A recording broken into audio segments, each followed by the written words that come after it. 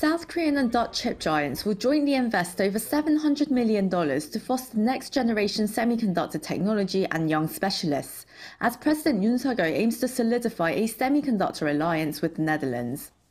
On Tuesday, the South Korean leader visited the production facility of ASML, the world's biggest supplier of lithography machines, crucial for making semiconductors.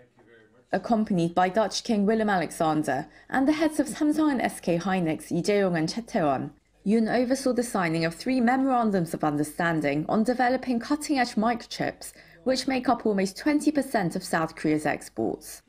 ASML이 만들어낸 반도체 산업의 혁신은 인공지능, 5G, 모빌리티 등 4차 산업혁명의 강력한 동력이 되고 있습니다. 앞으로 한국 기업들과 긴밀히 협력해서 반도체 산업의 혁신과 글로벌 공급망 안정화를 위해 노력해 주시기를 기대합니다. Samsung and ASML agreed to jointly invest some $763 million into an R&D center based in South Korea to develop ultrafine processing technology based on next-generation extreme ultraviolet or EUV lithography.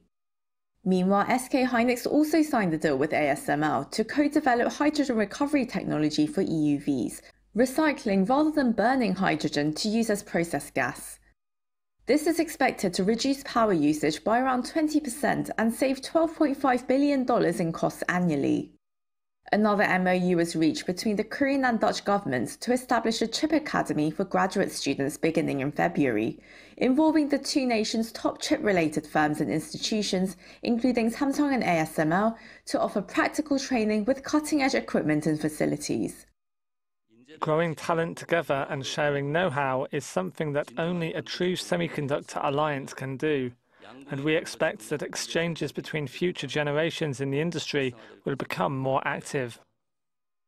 Yoon's economic secretary noted that the deals were inked as global foundries like Samsung, TSMC and Intel scramble to master the production of ultrafine 2nm chips, around 10 to 15 times faster than 3nm models, which were first mass-produced last year by Samsung.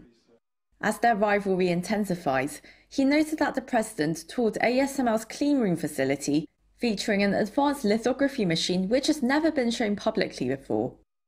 This, he said, casts optimistic prospects for South Korean firms looking to secure key materials and equipment to boost their chip-making capacity. Celebrating the budding cooperation, the South Korean leader and the Dutch king both signed a semiconductor wafer for display at the cleanroom facility. Yoon's office says the Semiconductor Alliance signifies two countries keeping a technological lead in chip technology, which influences all industrial fields and future economic security, and working together to overcome crises in the chip supply chain. Oh Soo-young, Arirang News, Amsterdam.